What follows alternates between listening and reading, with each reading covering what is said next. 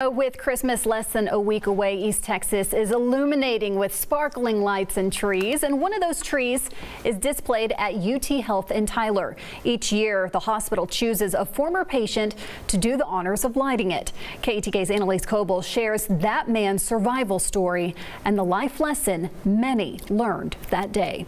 It's a terrifying scenario. Severe blood loss in only minutes can mean the difference between life and death. This real-life scenario captured on a police officer's body cam in Baton Rouge, similar to the emergency that changed a Tyler man's life forever. I had pretty much assessed myself on the scene. I knew that I had a broken back. I knew I had a fractured femur.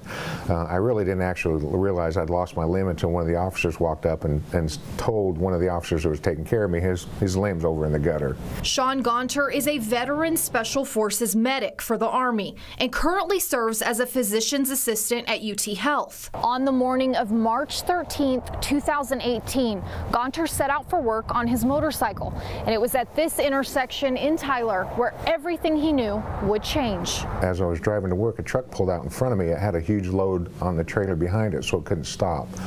I was able to get around the truck, but I couldn't get around the trailer, and it pinned my leg in between the trailer and the motorcycle. Former Tyler police officer Joshua Daugherty was one of the first to arrive. He's in his full gear, but his right leg was field amputated below the leg, below the knee. Officer Daugherty had just gone through a refresher course for what can be done in this type of situation. I had a tourniquet on my belt, and I pulled it off, put it on high and tight, and I just tightened it down until it was no longer bleeding. There's no question in anybody's mind that was there on scene that it was such a traumatic accident, a traumatic amputation, if you will, that if the tourniquet had not been there, that it would have been, my chances would have been cut in half or even less. Leaving both men on a mission, Gaunter created a foundation that provides tourniquets to first responders. Whether it be EMS, whether it be fire department, whether it be